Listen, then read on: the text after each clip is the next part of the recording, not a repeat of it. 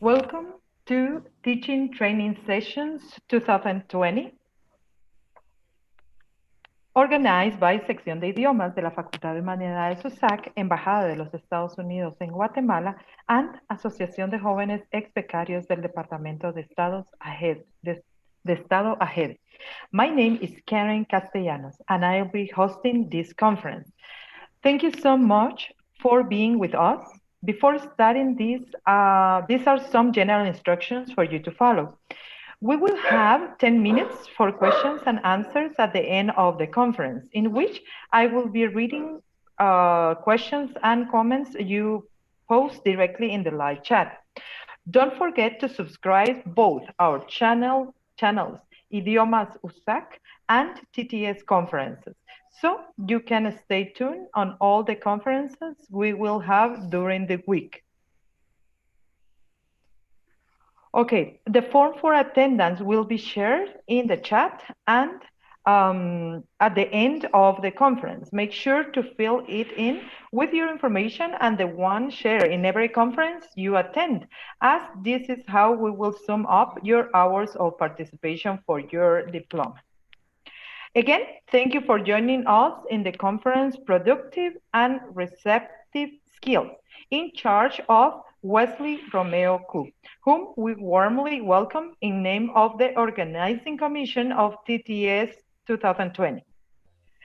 Wesley Romeo Cu Barrios, 23 years old, he was born in Coban, Alta Verapaz, teacher of the micro scholarships provided by the Embassy of United States in Guatemala, certified by World Learning as TAC, SIT, BP, TESOL, and ITOT, currently coaching 10 teachers in his site, Coban, Alta Verapaz. Coordination of the TTS program in Coban, assistant teacher of the SEAL program, and currently cursing his last semester of career PEM en Pedagogía y Técnico en Administración Educativa at Universidad de San Carlos de Guatemala. He has 5 years of experience in the teaching field. Wesley, the time is yours. Thank you so much, Karen. It's a pleasure to be here with you, and thank you for the invitation to this conference.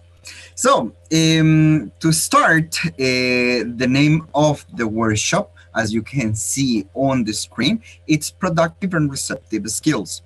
Some of the complete things about these two types of skills are really complicated to understand. That's pretty much what we'll be going through during this workshop.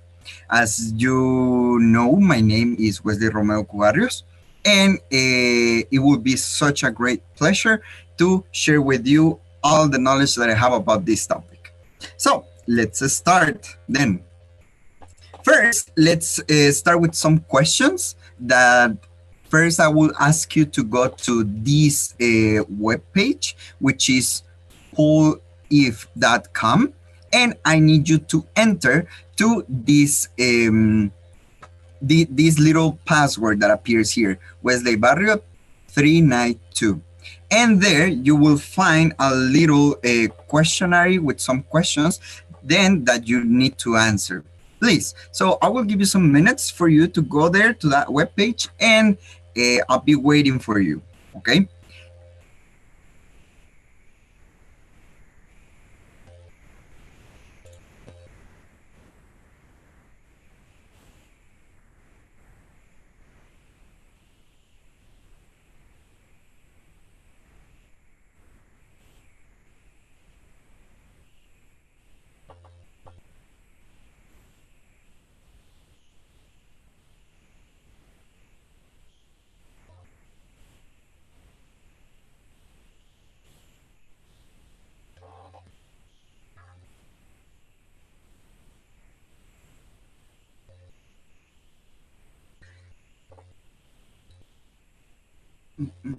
So we'll be here talking a little bit about these skills, and try to send your answers there. The answers will appear here on the screen for you to observe what different skills different teachers have used inside of their classrooms. So we have the first one, which is listening. Wow, that's a really good skill to work inside of the classroom, which is really nice, but also requires a lot of time. Speaking that also it's a really important skill that you need to work inside of the classroom. Retention, yes, that's awesome. Perfect. Writing, that's right. Writing, it's one of the most difficult ones to teach and also to use inside of the classroom, and because it requires a lot of time from the teacher and also from the student. Reading also, it's really important. That's right. Comprehension, that's right. Reading and comprehension both are really together to work inside of the classroom. That's right. Vocabulary, interaction, skills, perfect. Communication, communicative, that's right. Respect, nice, perfect. So we have here all these different responses from all of you, and I can say that we have the four most important that are here in like bigger, which are speaking, writing, listening, and writing.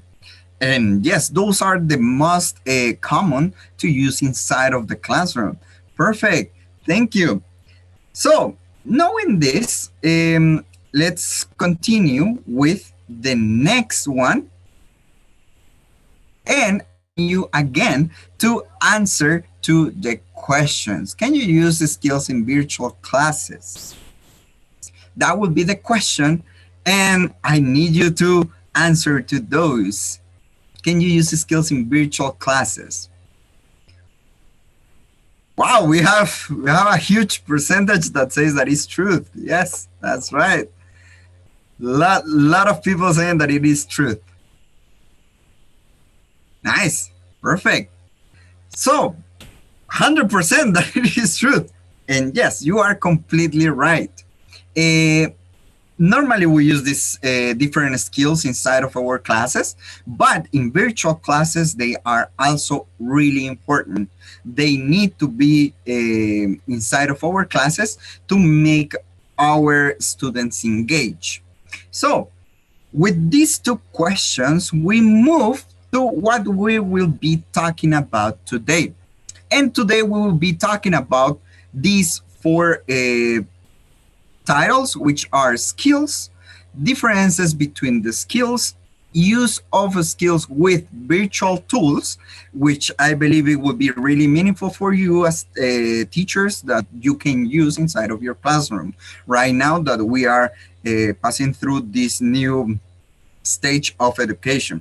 And also the last part, which will be the conclusion, in which we will be listening to your comments and to your questions. So let's start first with the first question, which is what is the definition of skill?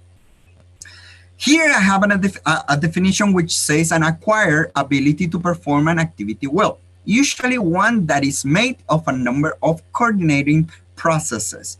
It was from Richard and Smith who said this definition about a skill, and in which we know that the skill is the development of some kind of things, some kind of activities, or some kind of actions. It has different types of skills, but today we're going to be focusing on the language skills pretty much. And in four, knowing this, we have this little picture in which you have the four skills that we will be talking today: listening, writing, speaking, and reading. These four skills are the most common ones that we normally work inside of a classroom. Now, knowing this, we are going to go again. Let's go again to the poolif.com, and we are going to answer two more questions that are related to this topic.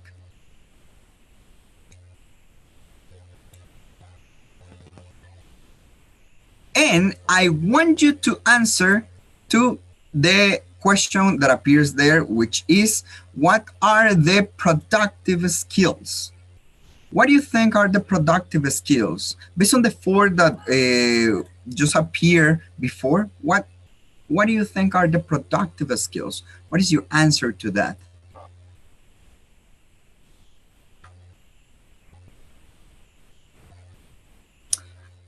Writing and speaking. Okay. All right. Hmm. Nice. Nice, nice. Perfect. That's a lot of answers. That's awesome. Reading, writing, listening. Okay. Right. Productive skills. We have many different answers, which is good because today we're going to learn which are those productive skills. Perfect. Perfect. Nice. So we have these answers here, which are speaking, writing, reading, skills, writing, create, listening, communication, students learn and reproduce. Which both here, speaking and writing, were the most popular ones, which you are getting there. So let's move to the next question, and then we will see what's the correct answer for this question. Let's go to the next one, which is, what are the receptive skills? We were talking before about the productive. Now let's talk about the receptives, the receptive ones. Which do you think are the receptive skills? Let's answer there, and we'll see your answers here on the screen. Listening and reading. Wow, those were quite directly. Nice, nice, nice. Listening and reading. Writing, right, perfect, perfect. Comprehension, that's right. Comprehension and reading are really together. They're really linked. Help once, all right. Receive, writing, right, perfect. Nice, nice, nice. Right, we have these answers, which were the popular ones, which are listening and reading. And now let's look to what are the receptive and the productive skills. Here we have the receptive skills and the productive skills, and also a little definition that might help you to identify them in an easy way. The first one, which is receptive skills, as it says there on the definition, are the skills of listening and reading. Both of them are for the receptive skills.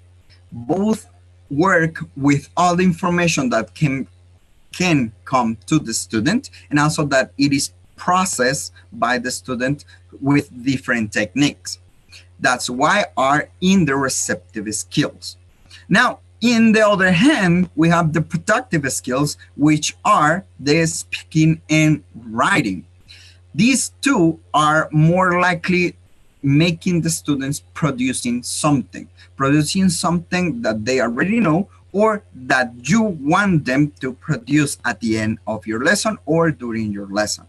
Normally speaking, it's a group of all the vocabulary or all the grammar that you know, or just to express your opinion based on something that you read. The same with writing. When you are writing, you are creating something based on what you think, or something based on what you can observe. That's why you produce something at the end, at the really end. So having these two different groups of skills, receptive and productive skills, and that we know which goes to which, we are going to move to the next slide, in which we are talking about what are the differences between these two. More likely, it has some specific differences that makes them different from the others. Receptive skills, as you see there, it focuses on the listening and reading.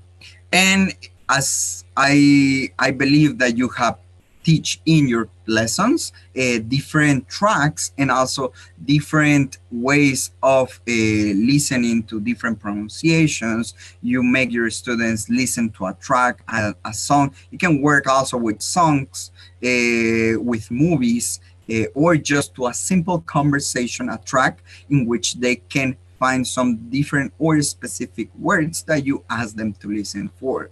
In this, you are making them working their listening skills, and that also creates in the students this feeling of and also need to learn something.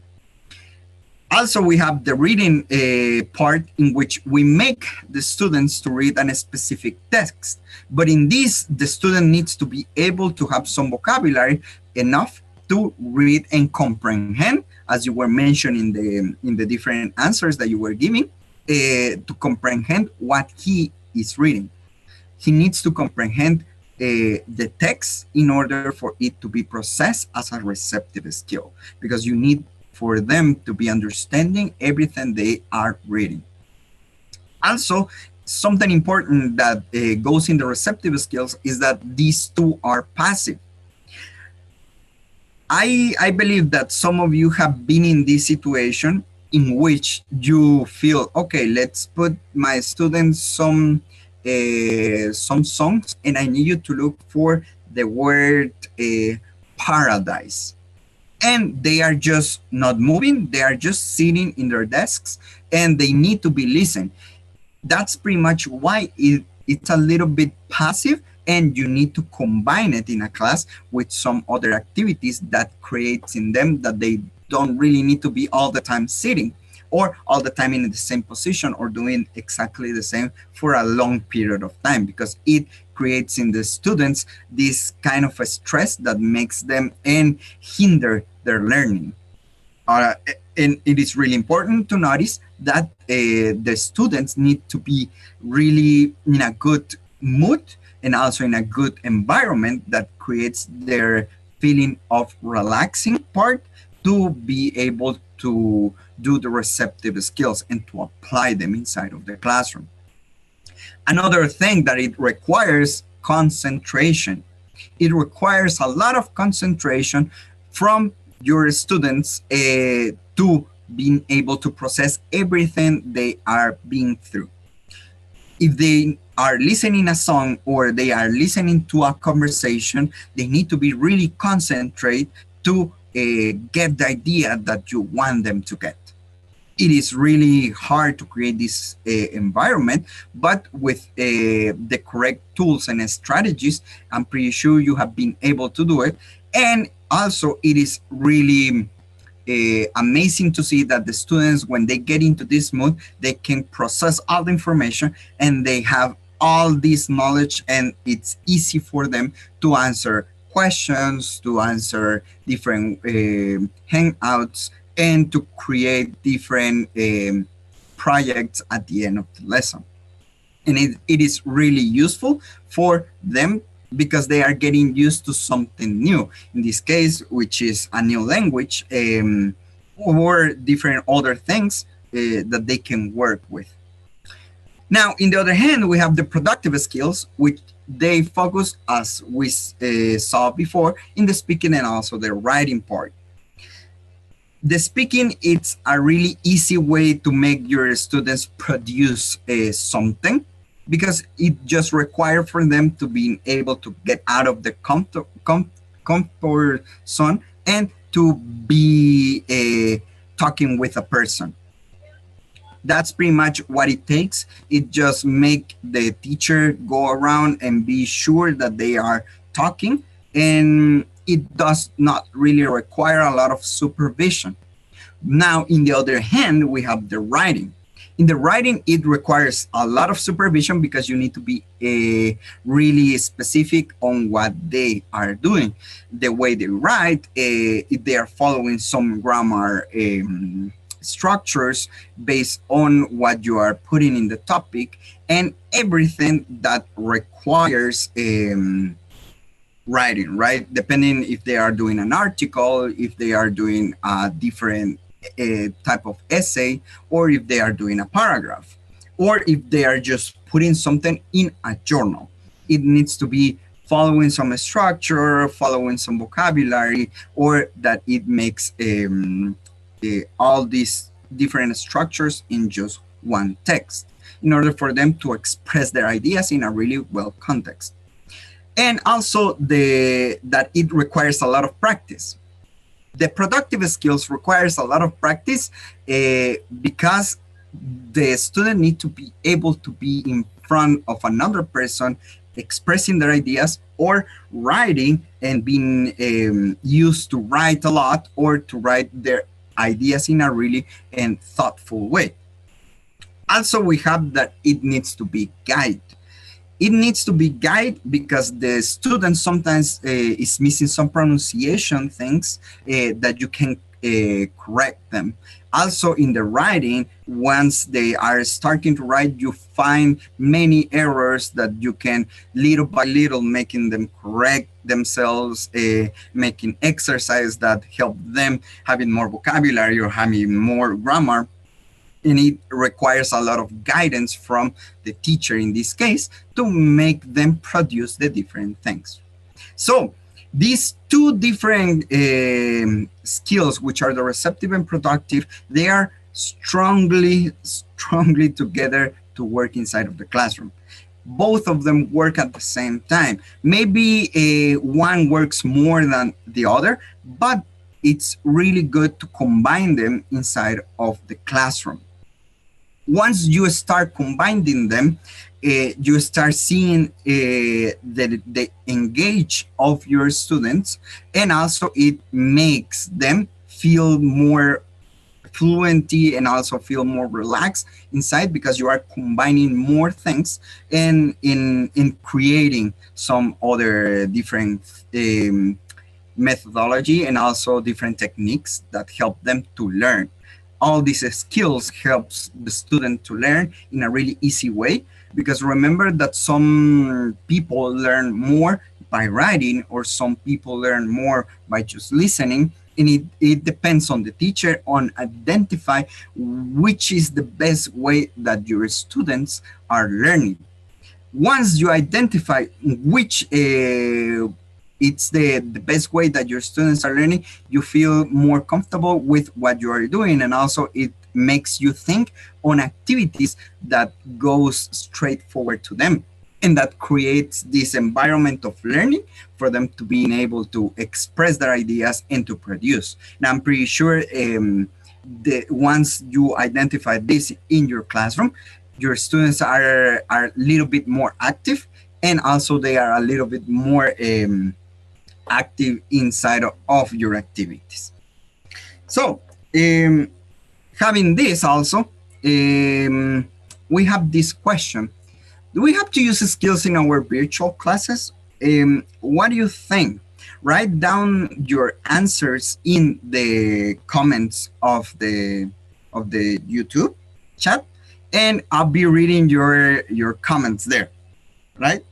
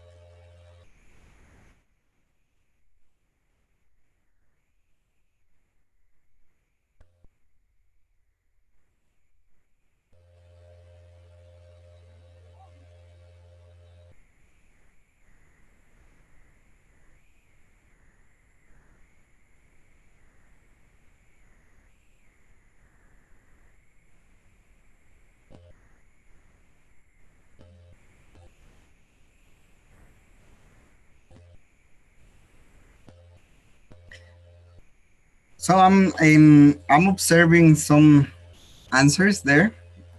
Perfect. Nice. In the chat. So continue there writing your different opinions about that, if Do we have to use these skills in our virtual classes? What do you think about it? Keep it right in there in the chat. So then I will continue reading them.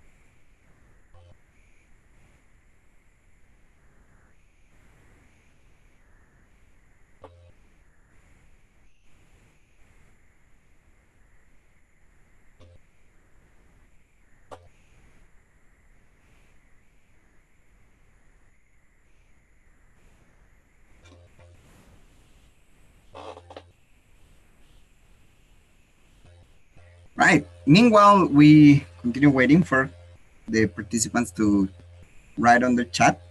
Um,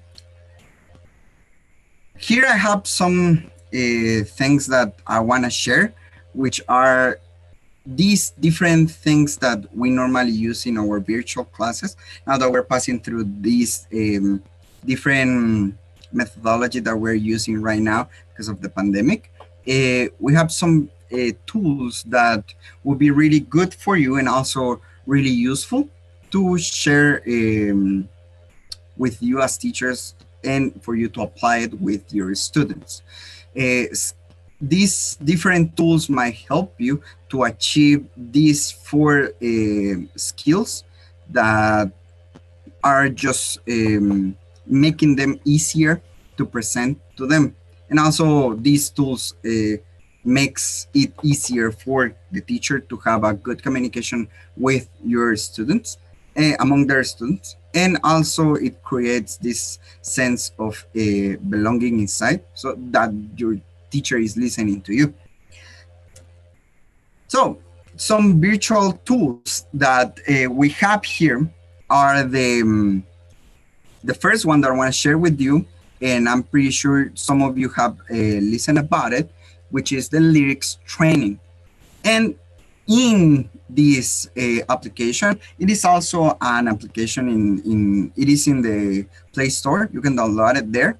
You can find different songs that are missing some parts and are missing some different parts of the song in which the student is able to write what he listened based on the song, right? It is completely free, and also you can use it with your students to create this skill of listening. It helps a lot your students once they are getting into the practice of the listening part, more during these times that we need to have some applications that can help us to have some kind of help from the technology to create this awareness among them. Also, another application, it's the Duolingo.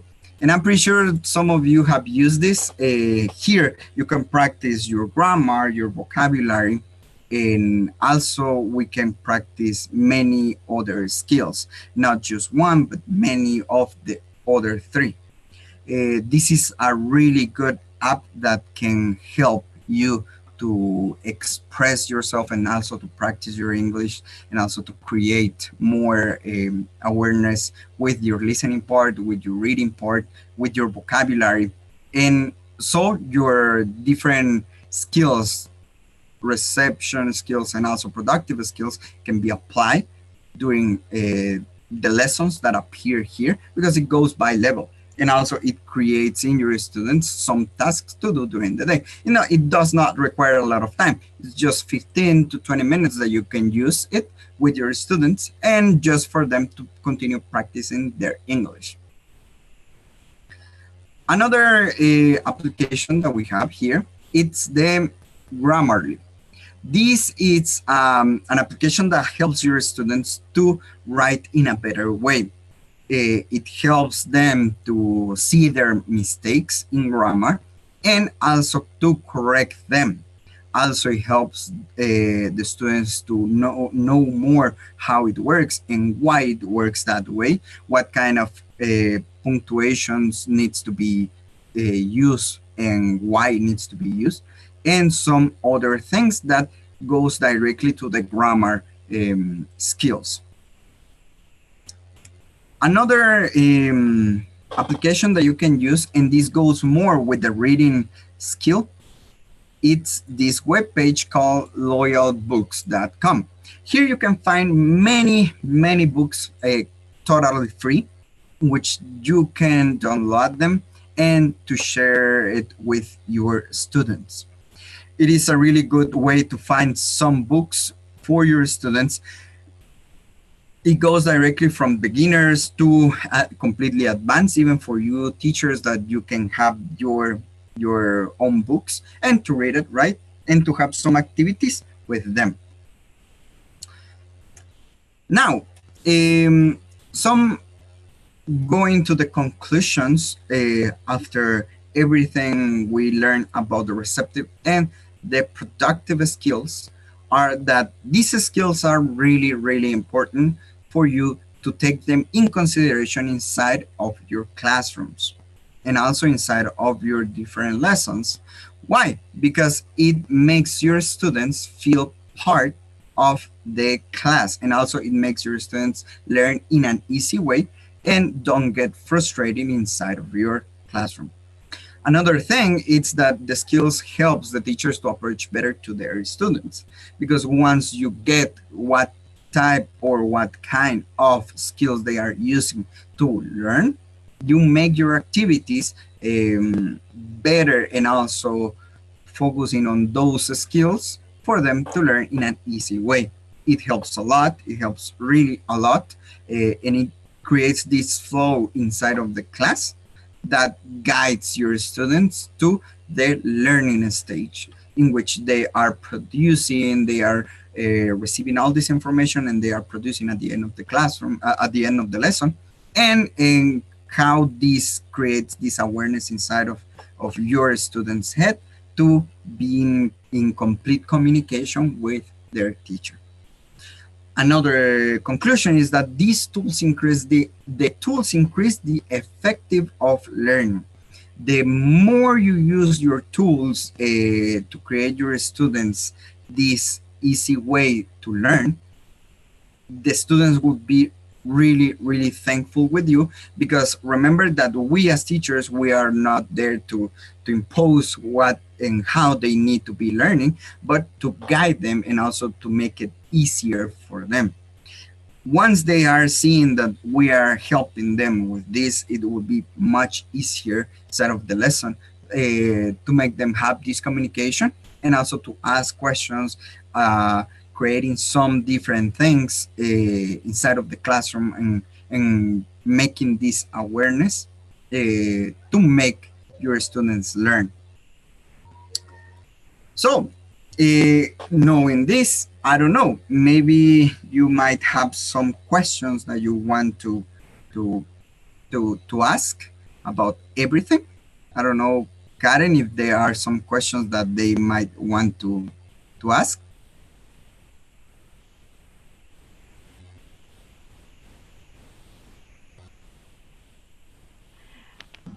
Thank you so much, Wesley. Well, so far this is such a great conference.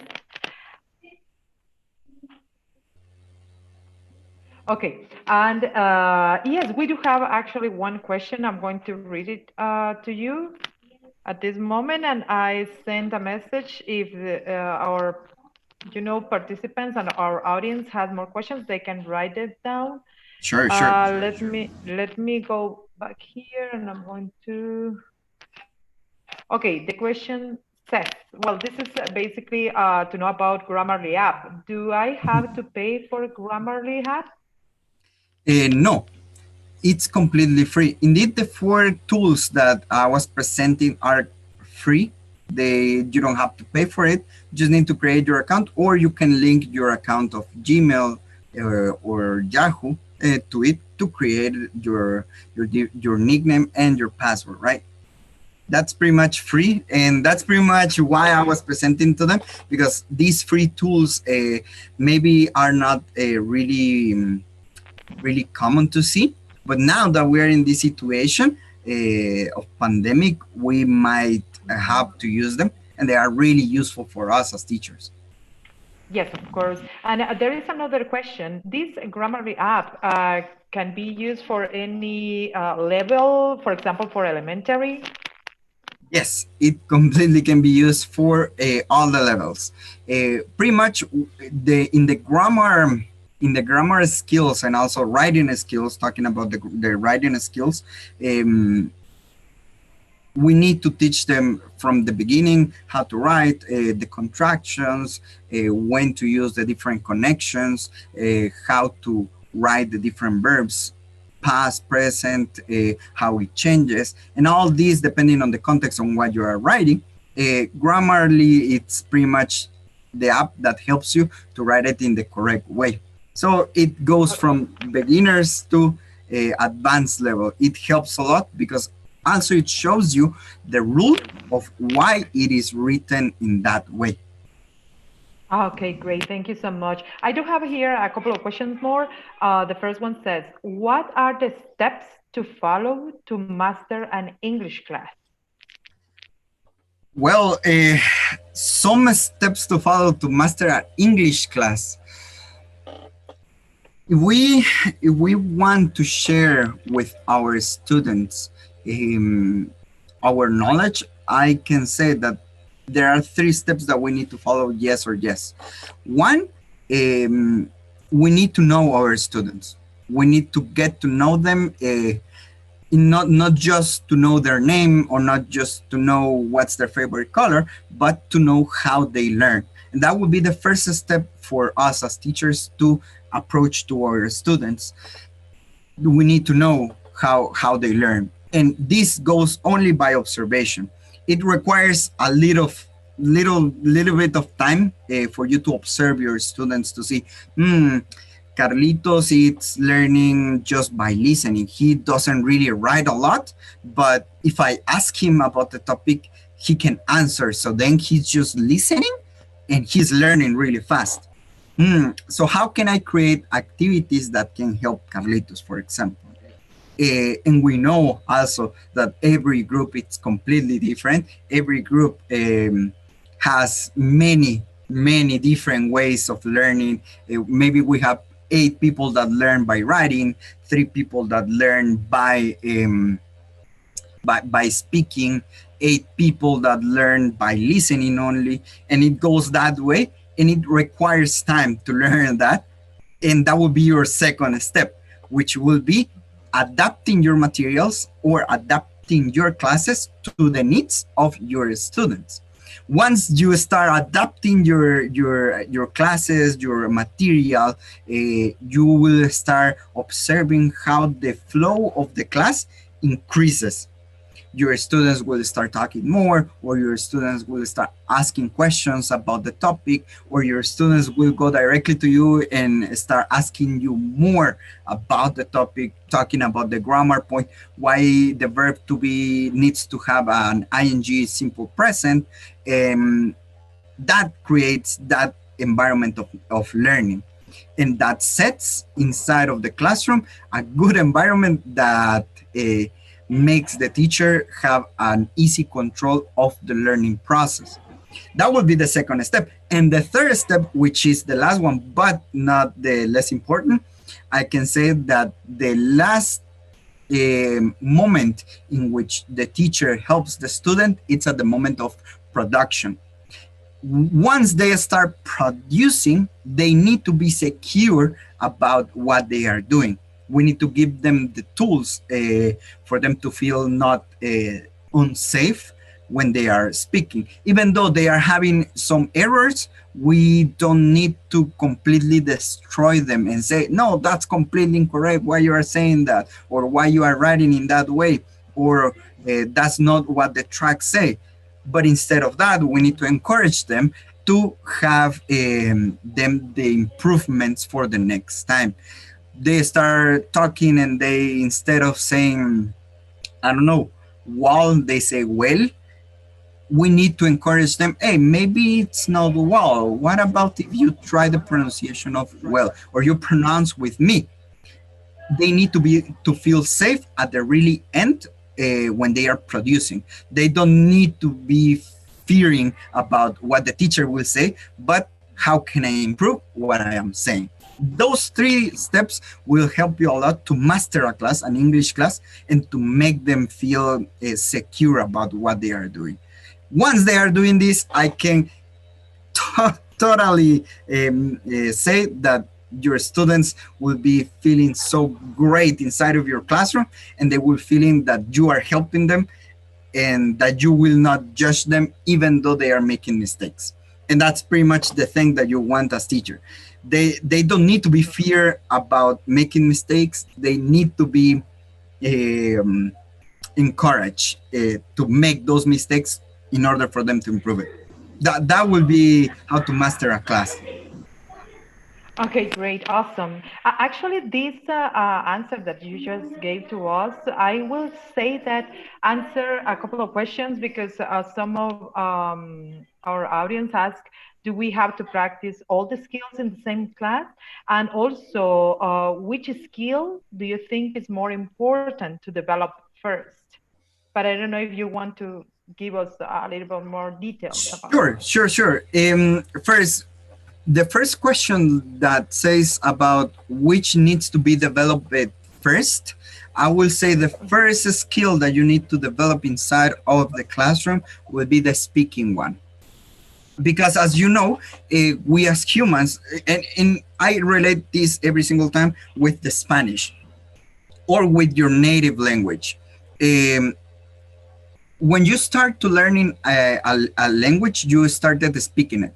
You never went to the grammar structure and start saying, oh, what's the simple present? The structure says subject plus da da da plus da da da plus da da. You don't really need to know this at the really, really beginning. But instead of that, you start repeating. You start repeating, and your mom says something, this is a jar, and you go, oh, jar, jar. And once you continue repeating it, it creates this awareness that once you saw the picture or once you see the object, you know what's the name. And you go, oh, jar. Little by little, you start developing the speaking skill, and it creates in your students this feeling of, okay, I can speak, I can talk, I can share what I think it is. And then will come the next step, which is the writing part. Once they are already kind of confident about talking, they need to start knowing how to write what they are expressing.